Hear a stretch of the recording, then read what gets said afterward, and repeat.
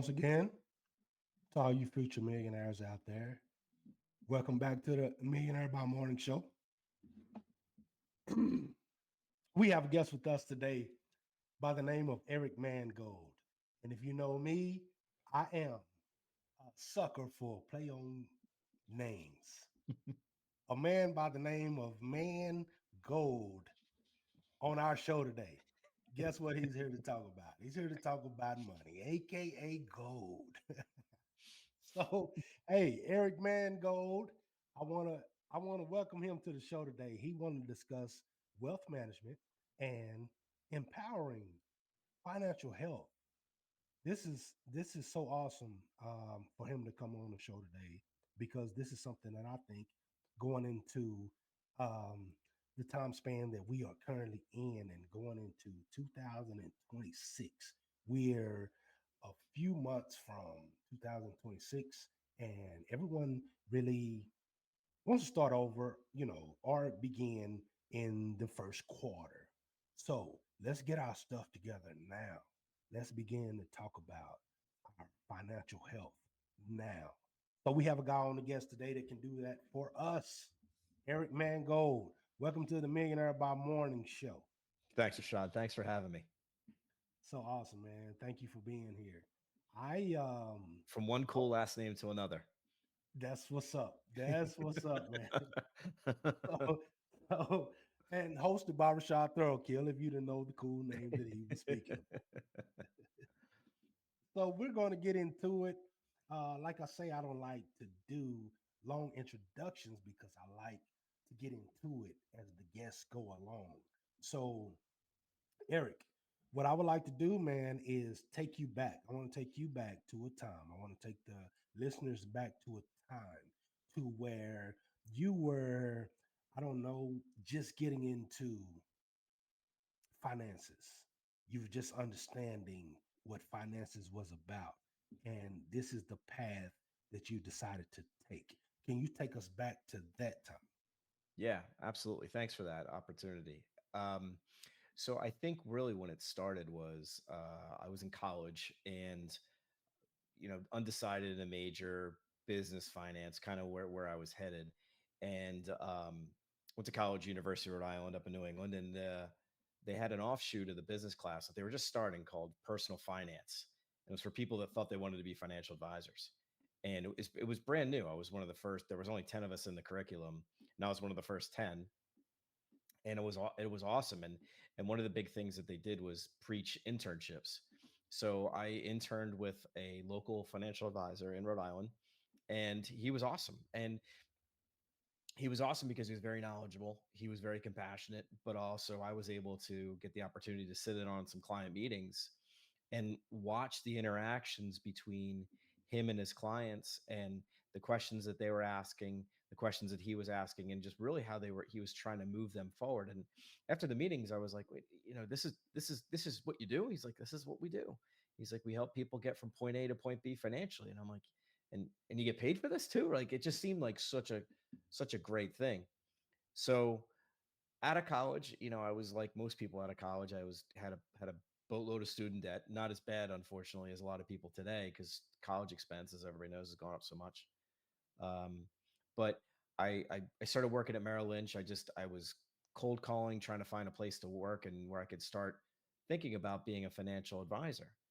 And I got into a 401k department that was, a foot in the door, and I learned a lot. And after 3 years in that department, I got an interview with a branch manager in Center City, Philadelphia, which is near where I grew up. Um, and I won't say "Go Birds" for the Eagles on here, Rashad, too much, because I know that on the Dallas fan side of things. Um, but what happened was he said, okay, well, you're 25 years old, you're riddled with student debt, you don't know anybody, you don't know anything. Like, how are you going to go out and build a business? Because that's really what this is. You have to build a business of helping people. And I said, well, I imagine you got a pretty good training program. He's like, yeah. He goes, but here's what I see. I see a guy who's got some ambition, seems genuine and trustworthy, but I'm going to throw you in a room with a phone and a phone book, and you're going to cold call for 80, 90, 100 hours a week. And in about 3 months, you're going to come to me and tell me how much you hate it and leave the industry. And I don't want to see that, because I really think we're changing people's lives here. And so that's where, from that point, I started. I moved to New York. I got a job in financial technology, working with people on Wall Street, which was at Mike Bloomberg's company, which was the former mayor of New York City. But we were selling his software to traders and analysts and economists and portfolio managers. And so I've been on every trading floor, whether it's stocks, bonds, commodities, foreign exchange, whatever. But it was such a great experience of learning and networking. Um, and then from there, I went to a startup that was a little too good to pass up. And after 2 years there, it was just not. I was just not unhappy, and so I knew my career was off track. I didn't really know how to get it on track. We were about ready to have our first kid. We were going to move from uh, a city near New York to the suburbs. I ended up hiring a career coach, and she was instrumental in helping me. And so, she's like, why not? What happened to financial planning? Like, you built so much to try to do something like that. And what happened to it? And I was like, I don't know. Maybe I missed my window. 38, right? Talking about missing my window. And from there, um, she's like, well, how's it going to be if you live with regret and you don't take your shot? And so that's where I started, interviewing, reaching out to my network, and I interviewed in about a dozen different places: Merrill Lynch, UBS, JP Morgan, small shops, medium sized shops, big shops, and ended up settling at being a life insurance agent with Guardian Life Insurance, as that's where I got my start about 14 years ago. So that's turning back the clocks a little bit, Let's turn back the clock. a little bit, a little bit. You finally took your shot. It don't like age is just a number. Age is a number Yeah, because it's it. We jump off the porch and we think that it's gonna pay the bills and get us the nice big house and the picket fence, and then later on we're like, maybe there's another way. Maybe there's something else. I think her biggest line to me was, "How are you going to feel?" I was 38. She's like, "How are you going to feel in 15 years if you don't take this shot?" Because she's like, "In 15 years, you probably will miss your window, but how are you going to feel? Are you going to live with regret?" And that was really what pushed me over the edge to say, "Yeah, I think if I got to take the shot, right? I got to take the shot." Right, right. And So at yeah, that point, did you become self-employed? Did you take your I was working for Guardian Life Insurance, and from there, and that was a great place to start, because I think financial advisors are doing a lot. I think good financial advisors are doing everything. Doing the insurance planning, the estate planning, the investment planning, retirement planning, 529s, right? And I think if you start off in insurance, you get a good background in insurance and how to protect people, how to protect the family, how to protect people's assets. Then when you move, it's an easier transition to move to investments, because when you start with learning investments first, from my experience, what I found is that most people think of insurance as like a really big second afterthought, like something we handle way, way down the road. And, you know, your rate of return could be great, but if a death or a disability or a lawsuit could make everything go away, everything, all your assets go away because you don't have it protected right, then, who cares what your rate of return is? But to answer your question, so you become you're an agent. I was, as I was getting my investment license too, was working with people to try to work on them and on the protection side of the balance sheet. How do we protect them? Whether it's life insurance, long-term care insurance, disability insurance, and then as I would learn the investments, then it was okay plugging the investment side into the overall comprehensive plan. But you're working for a company, um, and that has, I think, out of the gates, it has some advantages to it because the training was phenomenal. My colleagues were great. The platform that I was on was great. Um, but after about 3 years, it was so. I mean, they are paying the bills by how much insurance that you're bringing through the door. I mean, that's just the way to say it, right? So I wanted to be more well rounded, and then I got recruited to work at a firm that focused on college professors, and there's a couple of different firm hops, and I won't bore you with the details in those because there was definitely some interesting dynamics at these other firms that I went to that really caused me to think, why don't I open up my own shop? And that's what I did 3 years ago with the formation of Argosy Wealth Management. I have a partnership with a bigger entity called Summit Financial Management, and they are amazing partners. But my through my partnership with them, I was able to hang my own shingle and finally like do the things that I feel are going to be the best way to help people. Got it. And your company's name is Argosy Wealth Management. Am I Yeah, correct? Argosy Wealth Management. So Argosy is a Greek term for a vessel that carries precious cargo. Okay. All right. That works, doesn't it? That works. I think Mangold would have worked too, though. Yeah, you know what? A lot of the people that I was thinking, Rashad, I was thinking about that, right? Because a lot of the people that do that, they would say, okay, Mangold Capital Management or Thrill Kill Capital Management or Smith Capital Management. I was like, like I could have done that, but then I was thinking, why don't I do something with? I felt that Argosy would have like more legacy, something that Right. the name would survive, if I get hit by a bus or something like Right. Argosy is cool, but Mangold is too. I'm that. just saying. I'm just putting it out Well, there. I do have a podcast that I do called Man in Search of Gold. Um, Oh, okay. so that's where I get the little name play on there. So Okay. All right. you got to Yeah. come on, Rashad. You got to come on the Yeah. show. Okay. Yeah. I would definitely enjoy coming on that show. I like the wordplay. I do like the wordplay. Yeah. I'm gonna ask you a few questions based off of your website Hmm. and being on the show. Anyone that's listening, it would definitely give some insight into what it is that you do, and it's based off of your FAQ on your website. And so, the first question is, what types of services do you provide? So there are, and this is done by the answer to that question is what I get from a lot of survey results that when people reach out and they do different surveys of financial advisors in terms of what are people looking for. And there's about 18 different, we call them wealth management issues.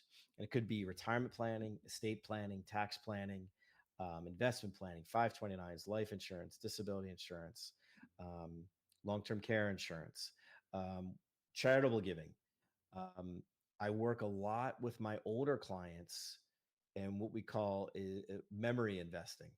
And what memory investing is okay, like I'll give you an example. I have a client who's retired. She's got a number of kids. And a few years ago, she was thinking to herself, like, she's got plenty of money. She's never going to run out. Okay. She's living a great retirement. But she's like, when I pass away, I'm going to have a significant amount of money to give to her kids and grandkids. And she was like, you know, I don't I don't necessarily want to die with all this money. I want to start using it now so I can see my kids and grandkids enjoy it now. So every year she does a family trip. They go to the Caribbean, all all expenses paid on her. She takes her three kids and her six grandkids now. Yeah, six grandkids now. Takes them all to the Caribbean, all expenses paid. She's like, I get to see everybody use the money that I've saved. So that's another thing is memory order investing. Memory investing. How can we make things like that happen? So all those different wealth management issues. Not everybody needs all of them. Sometimes people come to me just for investments. Sometimes they come to me just for protection type of strategies. And sometimes they're like, you know what? Let's take a dive and look at everything. Because the reason we look at everything is that if you don't look at everything, then I don't think you're doing a complete job. And if you don't look at everything, are you opening the door for risk or loss to get in? And I think you are if you're not doing the complete job. And then sometimes that complete job means, you know, for me to hook people up into different experts of areas where I'm not. So I'll give you a great example, like estate planning. Like I read wills all the time, but I'm not a lawyer. So if I got a family coming to me, I'm like, hey, do you guys have your wills done now and your power of attorney and your living will? And if not, then I'm going to send them to an attorney to get that done. So it's not all and I don't make money off of that. That's not it's not one of the reasons I get paid, but it's a necessary part of the job because how can you not tell a new family to make sure they go get their wills done? So there's all these different types of issues, and I want to make sure we at least touch on them. And if they're not applicable, that's fine. We'll move on. But let's make sure that we touch on everything to make sure that we're not opening the door for loss or risk. I like that. Great answer. Um, Great answer. I my my my motto on this show, or my theme on this show, is make moves, make money, and make meaningful memories. Yeah. And you just kind of opened it up just then. Like, you don't have to you don't have to die for others to enjoy your money. You can Right. make that on this end of the Yeah. grave, this end Yeah. of the dirt.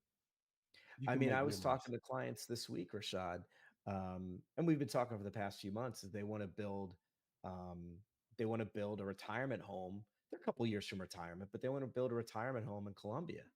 And one of the spouses is super stressed. Like, I don't think we're going to be able to afford it. I don't think we're going to be able to do it. This is our life dream, but I think it's just too expensive. So I said, well, I don't know. Why don't we look at that? So I collected all of their information, collected all of the expenses, all the price tag things that they're going to need for this house.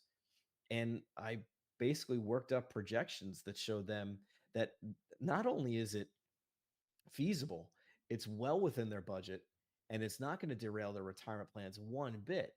And it wasn't based upon my opinion. I mean, my opinion was sprinkled in there, but the analysis I was doing was based upon arithmetic. And I said, listen, if this analysis comes out and it looks like it's not going to happen, I'm going to show you that. But I'm showing you the flip side of that coin, which is great. Like, not only will this work, you should do it because you guys have expressed how much this means to you. So, take a deep breath and drop the hammer on that place. Start construction. Definitely, definitely. I just think, me myself, I think that's how we ought to live our lives. Like, what are we living for? What are we working for if we're Yeah, not living? yeah, You know, yeah. I tell people when they're retiring, I ask them about legacy. What does legacy mean to them? Do they want to leave a lot of money behind to their kids, to their heirs, to a charity? Do they want to leave a little bit behind, or do they want the last check in this world to bounce to the Undertaker? You know, yeah, yeah, what, and everybody's got their own different answer. But legacy means different things to different people. that's But right. it's trying to execute on that plan that really, you can see when you're in the process. I mean, when I was working with this couple in their house in Colombia, like, you could see that they're getting excited to know that not only they're going to be able to do this, but like it's not going to be a financial stress or financial burden for them. Right, right.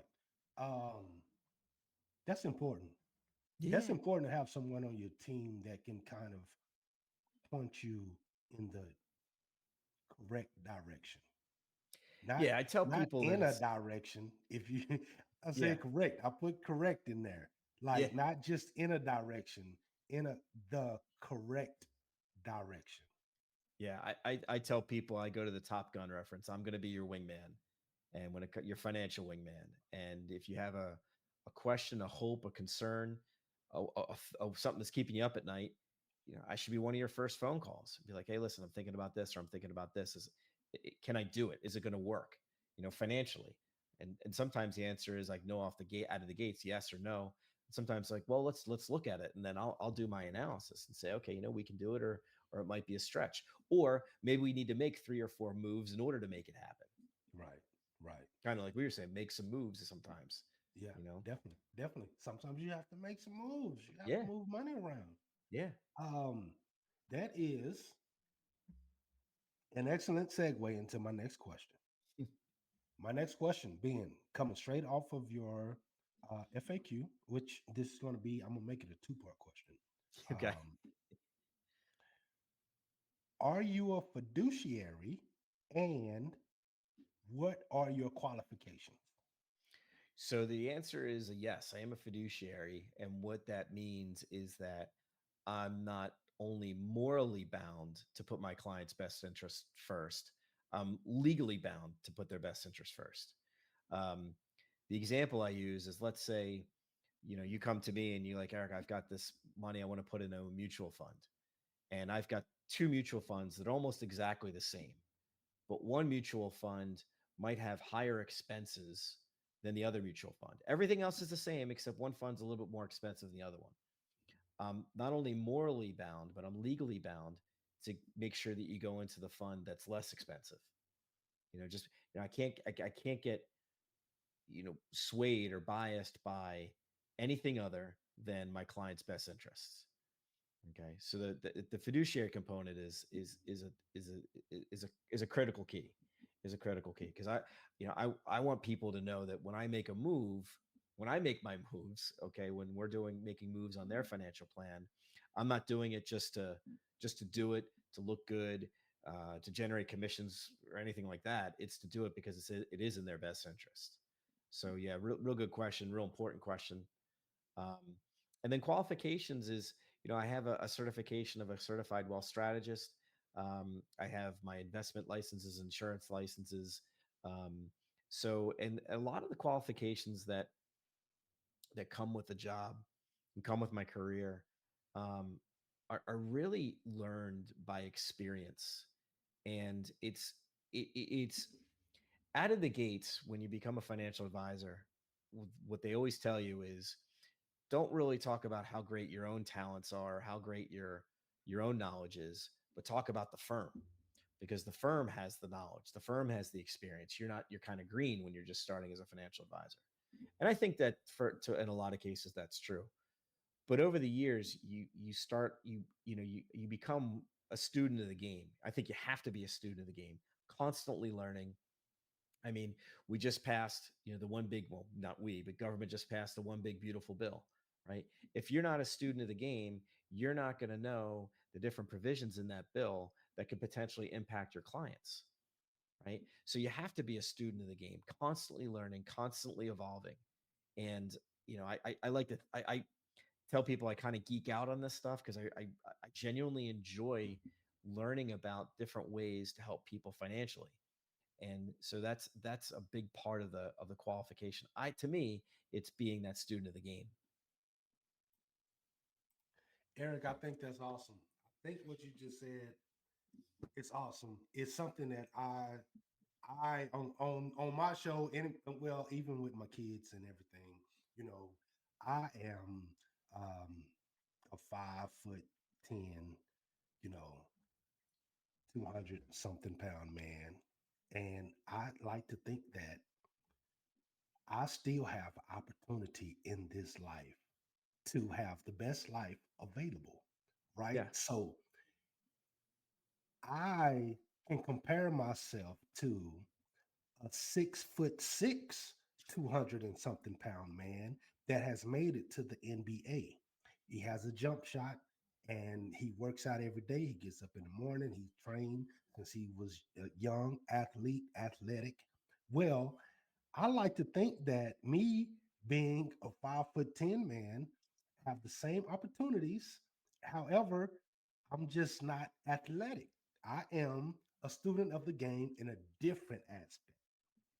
I can make my, I can make mine in a different way, yeah, right? So I like to, I like how you put that out there, that just being a student of the game. I think that um, if you want to be respected, if to be the best at it, to be the best person that you are, the best businessman, the best athlete, you have to be a student of the game definitely, 100%. Yeah, in anything you're doing, right? at In anything. anything you're doing. Yeah, And if I you're not, think if we like, is and I look at it like this because this is the Millionaire by Morning show.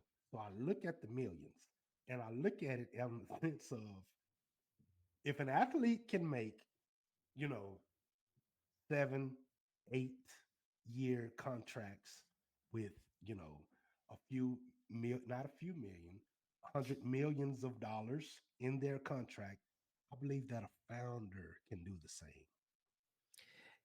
I get one of the questions that I get all the time is, what's your minimum? And I, I never blame or judge people by asking a question that I don't like. And Rashad, the reason I don't like that question is, what's my minimum? And people have been trained to ask that. So what's my minimum means somebody comes through the door and they say, Eric, what's your minimum? And I say, let's say it's $100,000. Let's say it's $500,000. That means that client has got to write me a $500,000 check for me to invest for them before I'm going to give them one-on-one service. And right out of the gate, I don't like that question, because you're taking a human being and you're painting him like a dollar sign. And I don't subscribe to that philosophy. If somebody wants my help, I'm going to do my very best, and under my fiduciary duty, I have to, right? But I'm going to do my very best to help them, right? If we like, trust, and respect each other, and they want my help, I'm going to give it to them. And sometimes that means that there may not be a lot to do right out of the gates. I work with a lot of physicians. A lot of residents don't have a whole lot of money when they're in residency, but I show them some pitfalls to stay out of. I get them sent up on some basic things. And then a couple years later, they're making a lot more money where there's a lot more to do. But, I just don't like the premise of turning a human into a dollar sign, because what, like you said, like, how are we helping people? How are we helping people if they're just saying, okay, you're not worth enough to me to help you? I don't subscribe to that type of thinking. I think that's Right, kind of condescending.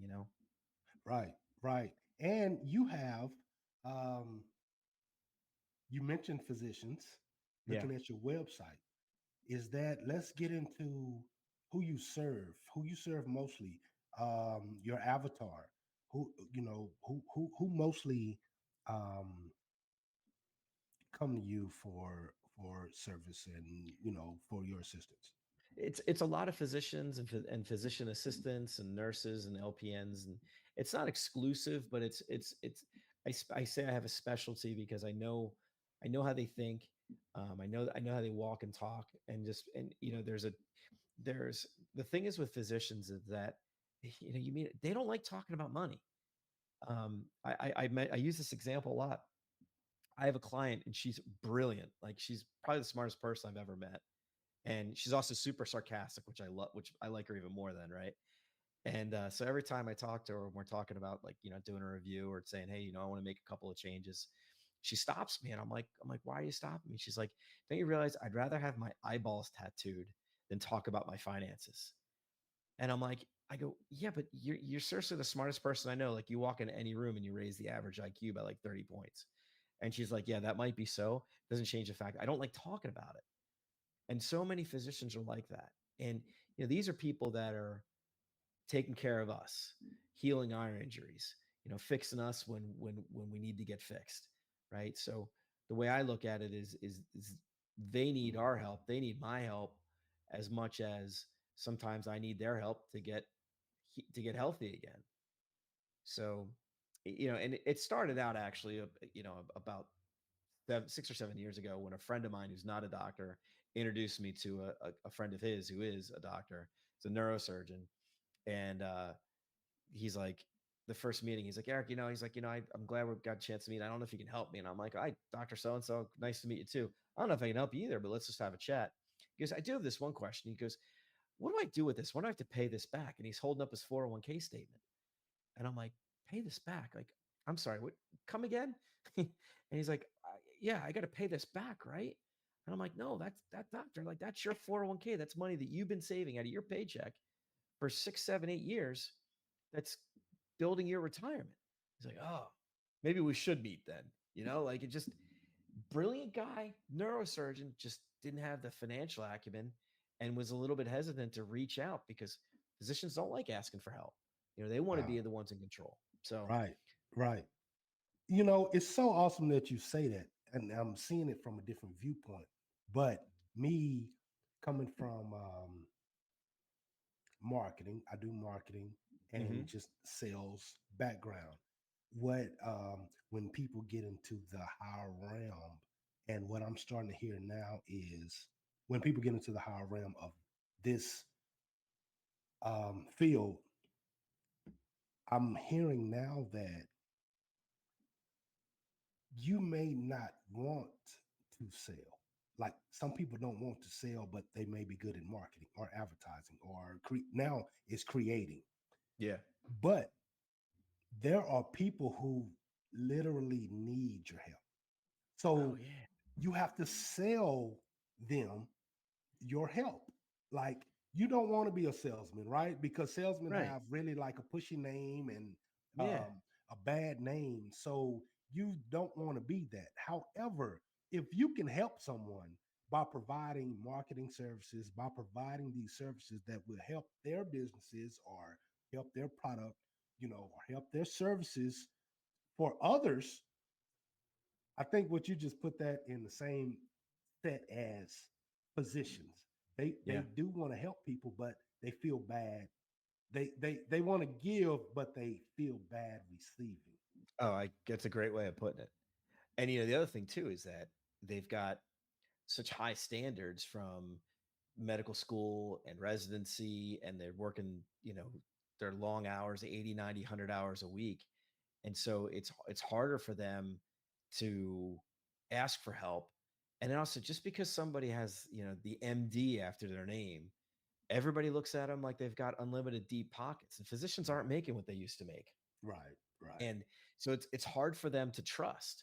It's hard for them because they think everybody's in their pockets, whether it's, a financial advisor, or it's a pharma rep, or a medical device rep, Yeah, or somebody trying to sell them a racehorse, like it just, yeah, so they have all these forces working against them of, okay, it's hard to trust, hard to open up, hard to ask for help, making good money now, but, not where they really want to be in terms of their overall financial plan. Like it's a tough thing. So that's what I say to physicians when I meet them right out of the gates, is like, okay, I know all the pressures, that a lot of the pressures that you're under, and that's why I do what I do.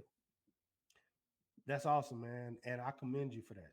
I Thanks. truly commend you for that. I have a personal question I want to ask, Eric. Fire away. I watch a lot of what is that MSNBC show? It's greed, something about greed, but it's Okay. always about a financial fiduciary that Mm, has started a company and they're taking this American Greed. That's the name of the yeah, show, American Greed. Have you seen it? I've seen it. Okay. Have that. Do you feel like that show, and what I'm saying, not just that show, but of course, just like the way the world is now, right? Hmm. Do you run into any issues based on trust?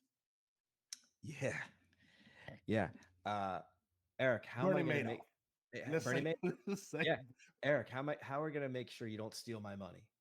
All right. So let's unpack this, Rashad. What Bernie Madoff was doing, it was, if let's say you went to see Bernie yesterday, okay, and he was telling you about how great his investments are and they're returning 30-40%, and you were like, oh, okay, that sounds good. I'm going to invest $100,000 with Bernie. Okay. And I go see Bernie tomorrow, right? What he's doing, he's taking some of your 100,000, he's put it into my account, putting it into other people's accounts. He's spreading that around. He's not really making money. He's just spreading it around. He's kind of robbing Peter to pay Paul.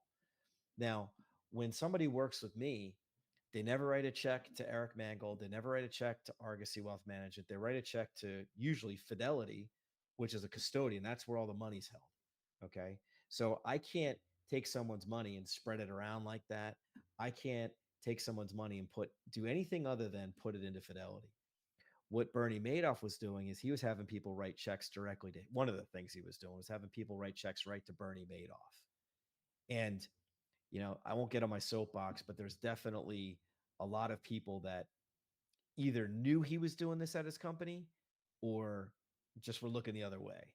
right? So, I mean, it was super, super slimy.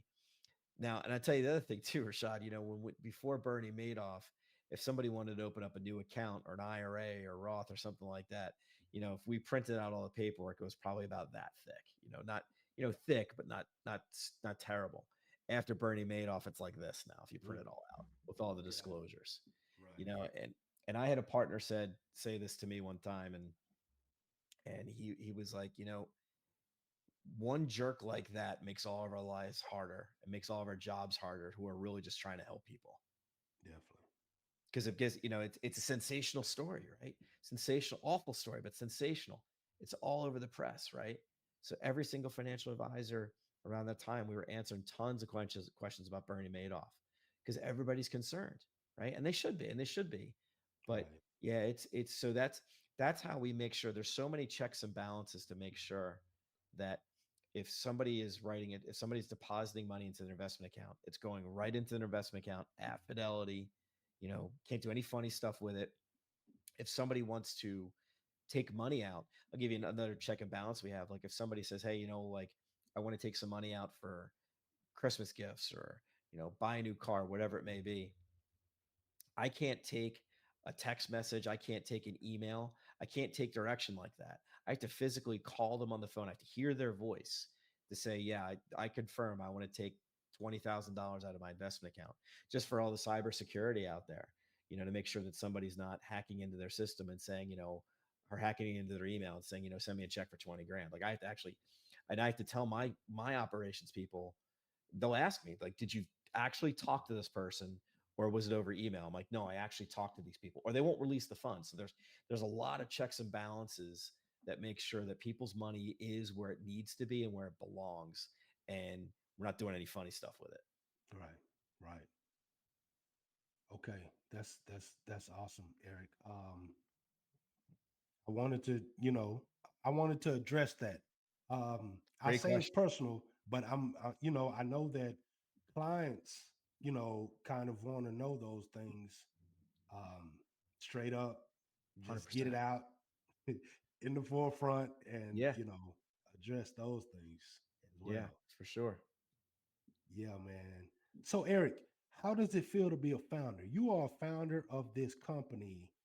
Um, I guess not only how does it feel, but like, what are your plans for the company moving forward? So it feels awesome. I mean, it's really the culmination of a long, long and bumpy road. If you ever see that one meme where they say, what success looks like, and what most people think it's a straight line, but then when you really unpack it, then the meme's like what it's really like. It's that squiggly up and down line, and I'm no stranger to that.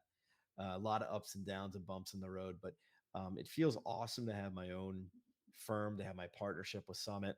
Um, and I think that it where I want to go is continue to grow.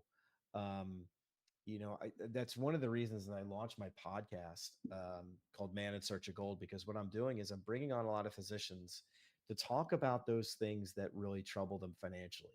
Not nothing personal or confidential, but I want to hear about people's relationship with money, because I think that if more physicians who have these struggles and have these stresses hear about how their colleagues also have these same struggles and stresses, then they'll be more inclined to reach out to somebody like me for help. Rising tide lifts all boats kind of thing. So it's continuing to grow to help people, because the more people I see, frankly, the more people I can help. Got it. Got it. I like the niche. I like that you have grasped on to the physicians and that you are going to help these people. Like, that means a lot, Yeah. because like you say, if you're a student of the game, you are a physician yourself within Yeah. wealth management of physicians, if that makes sense. Yeah, definitely. Right? You're a Yeah. specialist. You're Yeah. a specialist in that field. So that's awesome, man. And you have the podcast moving along with it. And one thing that I've learned is that man, the podcast, it gives you so much insight, Yeah. things that people have not discussed, and you're really speaking with these people, and you can get the insight to who it is that you're speaking with. I speak with entrepreneurs. I'm a Mhm. marketer, but I speak with entrepreneurs, so I kind of can judge and research and see what it is that they really need and what they really want. And Yeah. I commend you on doing that, because what you're doing, like I say, like I say with sales, it's not necessarily something. It's it's a necessary evil, right? Yeah. And it's not even evil, but someone would love to give you money if they feel like you are solving their problem. If you are solving their 100%. problem, why wouldn't they? Yeah, exactly right. Exactly right. So yeah, I think that you are very much, solving a problem and helping people and focused on one niche that you can help. And that's awesome, Eric. That's awesome. Where can people find you? Social medias, Facebook, website. Where can they find Yeah, you? website. So you can go to www.emangold.com, just my first initial last name, LinkedIn, and then Man in Search of Gold podcast is on Spotify and YouTube. The YouTube channel is the Argosy Wealth Manager channel. Um, so yeah, all the any of those spots is gonna lead at some point to me. So your YouTube channel, is that your podcast, or what do you showcase on your YouTube? Yeah, the YouTube. So I do I do the video podcast on the YouTube channel, but also I've been interviewed for a couple of magazines. I've been quoted, I don't know, like probably at this point 60 times over the last few years in different magazines and publications. But some of those magazines they want a video interview, so I do the video interview and then I put it up on YouTube too. Okay. Okay. All right. And so I'm gonna ask this and I'm gonna let you go. Are you, I guess, is this company of yours, are you looking to exit, or are you looking to acquire? Looking to exit, no. I'm, full disclosure, I'm 52. I've got 3 kids. And they're all they're young. I got to, I still, one of them's 10. So I got a long runway before I get them through college. But here's the thing is I absolutely love what I do. So I don't anticipate moving, getting out anytime soon. And the beauty of my industry is that some of the partners that I work with, these guys are in their 70s and they're thriving. So you don't you kind of hang up your spikes when you want to hang up your spikes, right? Um, but acquire, yeah. I mean, I've been in talks with other financial advisors who are exiting or retiring, and talking about buying their practices. Um, and it's kind of interesting how that all evolves. I'm actually talking with one practice now about that. Last year, I was talking with 2 different practices. Sometimes it works out, and sometimes it doesn't. But Right. the financial advisor community is definitely aging. There's a lot of advisors that you see in their late 60s, early 70s, some in their 80s that are still, some are thriving, or some, probably should be thinking about looking for the exit, right? There's not a lot of people in my age demographic that do what I do, and so it's look, yeah, there are if the deal's right, Rashad, if the deal is right. There was one firm that I was working with. I was talking with the partners, 2 really good guys. I liked them a lot. Um, it wasn't going to work out with what they were doing with their clients and what we do with our clients. It probably would have been really messy, and I don't think it would. And we both agreed, all 3 of us agreed, that it probably would have been best for their clients if we had merged. So Right. we parted as friends, and that's okay. I'd rather part as friends than force a bad situation. That's right. That's right. That's right. Everything is not for everybody. Yeah, Yeah. Simple as that. yeah, And I just want to, like Eric, I just want to remind Generation X, you are still young. we're thriving, man. We're still thriving. We're still thriving. We're really just kicking into gear. Yeah, I like that. I like that. Yeah, we're really just kicking in. So, look, that's who this show is for. That's who we brought Eric on for. Generation X, you may even had a career and you want to switch into another career. You are who this show is for. To those who are just hitting their stride and really just getting started, that's who this show is for. Um, Excellence abounds. Um, we just can continue striving, continue thriving until you reach the point that you want to be at. Yeah. Eric, I want to thank you for coming on the Thank you, show Rashad. today. This was awesome. This was Yeah. a awesome interview, man. And thanks again for giving your knowledge, your wisdom. And once again, to everyone out there, Eric, I'm going to ask you to hold on. But anyone that's listening, continue to make moves, make money, and make meaningful memories.